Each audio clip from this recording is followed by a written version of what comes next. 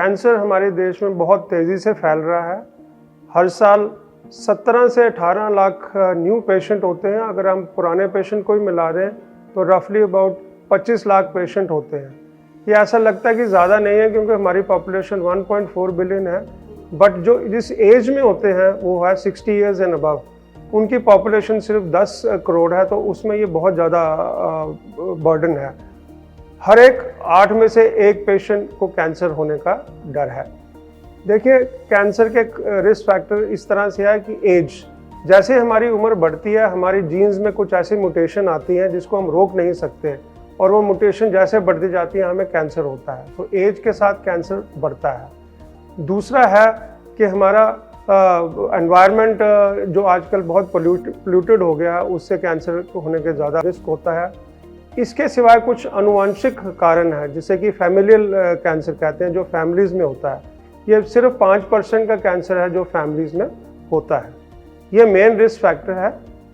देखिए, सबसे इम्पॉर्टेंट है कि हमें 2 मेन रीज़न है, स्मोकिंग एंड अल्कोहल, क्योंकि स्मोकिंग है वो सबसे ज़्यादा कैंसर करता है। ये खास करके मुख का कैंसर और लंग कैंसर जो मेल्स में सबसे कॉमन है।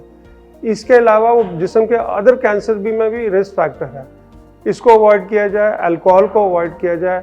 और एक बड़ी इंपॉर्टेंट चीज़ अभी नई आई है कि ओबेसिटी 30% कैंसर का रिस्क फैक्टर है। अगर हम रोज़ की इवन 30 मिनट्स की एक्सरसाइज करें तो इसका हम बहुत रिस्क रिडक्शन कर सकते हैं। इसके अलावा हमारे खाने पीने में थोड़ी चेंजेस लानी चाहिए कि फैटी फूड और ये फास्ट फूड अगर हम कम खाएं और वेजिटेबल्स, ग्रीन लीफी वेजिटेबल्स ज़्यादा खाएं तो उससे भी कम कैंसर का रिड्यूस कर सकते हैं। सबसे इम्पॉर्टेंट बात है use of insecticide and pesticide, जो हमारी फील्ड्स में अगर गवर्नमेंट कुछ रेगुलेशन लगाए कि हम उसको रिड्यूस करें तो इससे भी बहुत कैंसर रिड्यूस हो सकता है। देखिए, ये बड़ा ज़रूरी है कि अगर कैंसर सबको, इतने लोगों को होना है तो हम उसको अर्ली क्यों नहीं डिटेक्ट कैसे कर सकते हैं, क्योंकि early detection not only cure cancer but cost of cancer treatment is also less.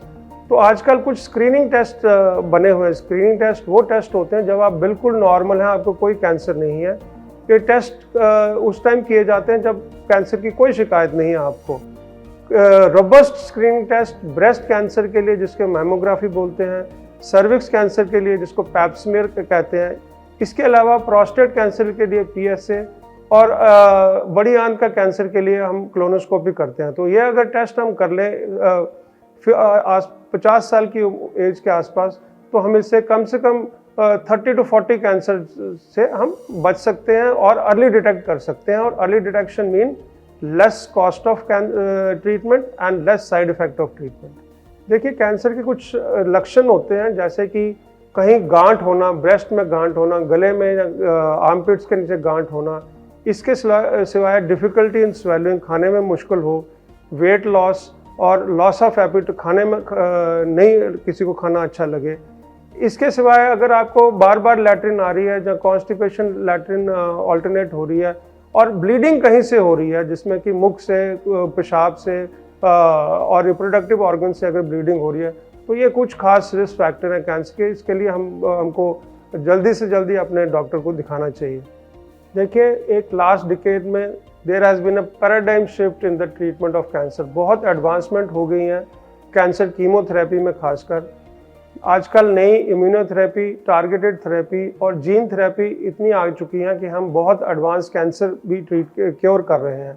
We are going towards the holy grail of cancer treatment, that is cure of metastatic cancer.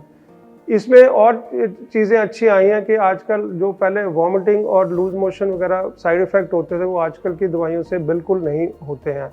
और targeted therapy तो एक गोली होती है जो लेने से भी आदमी बहुत साल तक अच्छी तरह से जी सकता है। सो आपको घबराना नहीं चाहिए। आपको रेगुलर स्क्रीनिंग टेस्ट कराने चाहिए आपने और आपकी फैमिली के, so that we detect cancer very early. और जिन्हें कैंसर हो चुका है उनको जल्दी से जल्दी आपको इलाज के लिए डॉक्टर के पास जाना चाहिए।